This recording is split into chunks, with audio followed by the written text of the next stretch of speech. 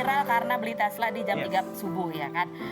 Di Januari 2022 ini juga dia viral gara-gara statementnya tentang miskin itu privilege ya. Tapi juga ini kayaknya semakin terkenal dia, semakin banyak kontennya, viewersnya makin banyak juga berita tentang Indra Kents yang itulah kemudian yang akan kita tanyakan, yang harus jawab dengan jujur apakah pertanyaanku ini jawabannya fitnah atau fakta. Fitnah atau fakta Indra Kents. Pada saat tahun lalu kamu bikin konten beli mobil itu jam 3 pagi, itu memang gimmick marketing dan kamu akui itu gimmick marketing untuk mengumpulkan follower. Kenapa kamu mengumpulkan follower? Karena kamu punya target ingin menjadi afiliator untuk menggait mereka untuk trading. Fitnah atau fakta? Fitnah. Fitnah. Jadi ngapain waktu itu beli follower? Apa ngumpulin follower banyak itu apa sebenarnya? Itu kan bagian dari strategi saya menaikkan followers di sosial media. Supaya? Ya supaya saya bisa banyak relasi. Kan gara-gara itu ketemu kakak. Oh gitu. Kemarin masuk di Rumpi gara-gara Tesla jam 3 pagi kan. Oh iya. Jadi, proses belajar. Proses belajar, mengumpulkan banyak orang. Tapi bukan tujuannya memang untuk mencari market, untuk bisa kamu tawar-tawarin trading gitu. Kalau masalah itu, saya trading udah dari 2018. Kan ada historinya di YouTube saya tuh. Semuanya ada. Jadi bukan untuk itu. Jadi itu fitnah ya. Fitnah. Oke, fitnah atau fakta, Indra? Buku kamu judulnya Miskin Itu Privilege. Yes. Itu mulai rame viral, Ya. dimulai dari kamu nulis di Instagram maupun juga di Twitter yang dikomentari oleh banyak orang. Dan komentarnya negatif semua. Ya. Kamu bilang itu juga adalah sebuah gimmick marketing yang berhasil. Yes. Dan itu sebenarnya juga didukung oleh banyak teman-teman kamu, tapi nggak kelihatan aja caranya. Dimulai dari Deddy Corbuzier yang mempertanyakan mana ada orang sukses modalnya nol. Enggak sih. Enggak ada. Tapi Jadi kamu- emang konten itu, tapi kan saya memang dari tahun lalu udah nulis bukunya. Ya udah, pas banget nih saya komen karena saya centang biru juga, komennya jadi dinotis banyak orang. Sengaja komennya juga terlihat seolah-olah statementnya salah, supaya orang berdebat. Karena kan ada kepentingan mau rilis bukunya. Oh, jadi ini emang S3 marketing ya? Tapi S3 marketing bukan untuk cuan. Eh, Hasil semua buku, ini sekarang dilelang, bukunya 300 juta loh dilelang.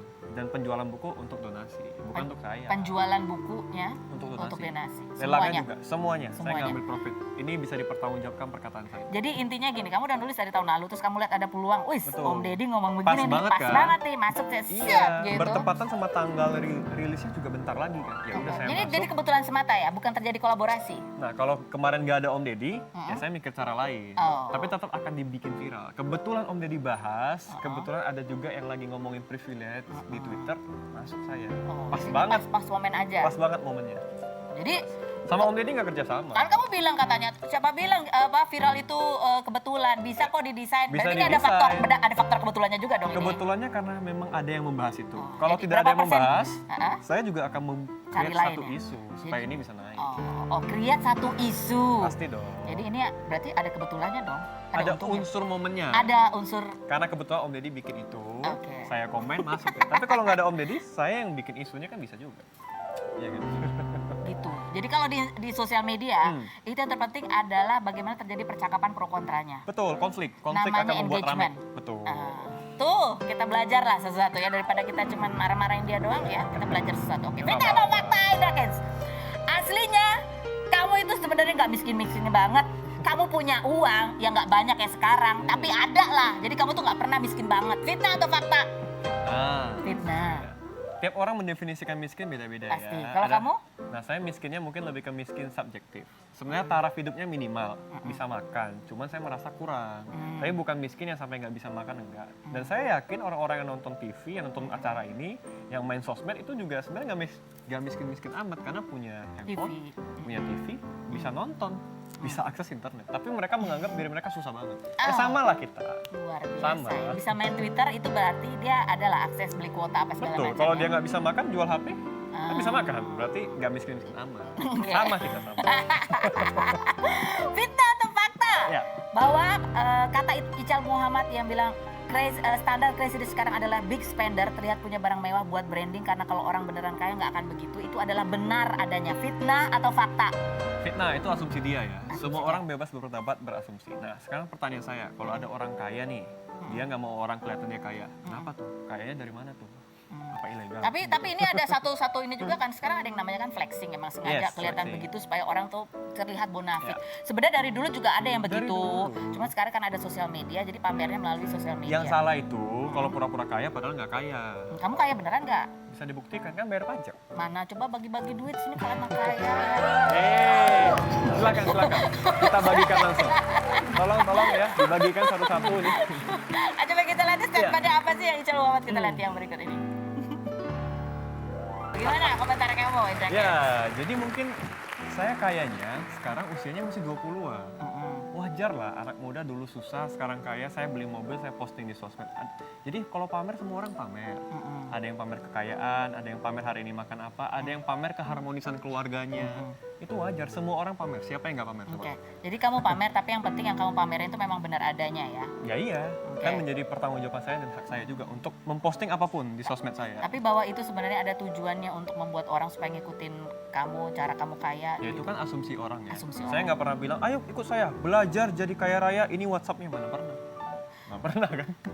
Tapi gini, kalau mau belajar trading di saya gitu Ya kan. belajar trading, ada loh yang bikin di YouTube, dia ngejelekin saya, tapi tulisan YouTube-nya belajar kaya raya, ini WhatsApp-nya. Ada yang begitu, belajar kaya raya. Saya nggak pernah, ikut saya kamu kaya. Nggak Oke, pernah. baik. Lanjut. Fitnah atau fakta? Bahwa Ya. kamu ya buka kursus trading itu, Ya. kamu tapi sebenarnya nggak mengajarkan hal-hal yang teknis banget. Tapi kamu memberikan mereka permainan kata supaya mereka itu supaya mereka semakin percaya. Salah satunya dengan melihatkan bukti-bukti saldo ATM dan flexing barang-barang mewah. Fitnah atau fakta? Kalau di kursus trading nggak ada memperlihatkan bukti barang mewah ya. Justru diajarin money management, psikologi, trading plan, hal yang teknis justru. Bagaimana cara mengelola keuangan, semua diajarkan. Bahkan ada metodenya kita sebut 6M. Tahun lalu kalau nggak salah saya udah sempat sebutin ya, mindset, mental, metode, manajemen, money, dan mentor. Itu semua ada di dalam kursus trading. Justru teknis kita bahasnya. Nah, ini, jadi intinya bahwa kalau mau sekarang orang main kripto bisa ini saham bisa ini, forex bisa kaya gini-gini. Ingat, kalau terlihat keuntungannya bisa besar, itu berarti risikonya juga besar. Betul, berbanding lurus dong. Dan yang namanya semua hal yang mau kita geluti itu kita harus tahu caranya. Betul, pemula selalu boncos. Pemula bisnis juga nggak langsung sukses. Pemula jadi atlet juga bisa cedera kan. Trading juga sama. Makanya jadi sedikit-sedikit Betul. pakai duit yang Duit nganggur dulu. duit nganggur. Kalau duit nganggurnya 500.000 ya pakai itu Ya ya. silakan. Kalau rugi semua ya udah istirahat dulu gitu kan. Iya, profit nggak dibagi, loss jangan dimaki. Nah, gitu. Jadi apa yang kamu sampaikan sebenarnya lewat buku kamu, Miskin itu Privilege? Nah, sebenarnya ini yang saya rasakan, ya. Kita jangan melihat apa yang kita tidak punya.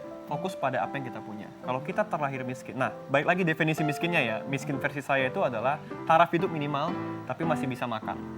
Tapi saya merasa susah. Nah, tapi kalau saya berangkat dari nol, saya berusaha sukses jadi 100, feelingnya luar biasa. Ini hanya bisa didapatkan dari orang-orang yang terlahir miskin dari nol. Kalau kita terlahir udah 50, nggak bisa jadi nol. Ini loh maksudnya privilege ini. Hanya bisa kita dapatkan. Perasaan ini ya. Feeling ini. Feeling Kalau ini. kita terlahir kaya, ekspektasi orang tua kita itu tinggi. Ekspektasi masyarakat juga tinggi. Orang tua lu kaya, lu harus lebih kaya. Orang tua lu kaya, lu susah, lu lebih habis lagi. Jadi Ini dia. memang ada plus minusnya ya antara Betul. orang punya privilege dia kaya dari orang tua kaya atau dia dari ya, orang yang biasa-biasa aja. Yes. Ketika dia sukses, orang mungkin ekspektasinya nggak sebesar ketika melihat anak dari keluarga kaya itu sukses. Jadi ukurannya beda. Mereka marah gara-gara mereka bilang, tuh orang-orang di Afrika nggak bisa makan, tuh bilang tuh sama dia privilege. Beda. Miskin yang gua maksud tuh beda. Miskin yang kayak kita ini loh, maksudnya yang susah tapi masih bisa makan. Intinya semangatnya itulah privilege. Betul. Oke, baik. Indra Kents, terima kasih ya. Oke, aku panggilin satu teman aku yang akan Oke. menerawang kamu ya. Waduh. Kira-kira di tahun 2022 ini apakah kamu masih akan, murah banget. Oke, menarik nih. Kita panggilin ya, Roy Kiyoshi. Selain berikut jangan kemana-mana, tetap di Rupi.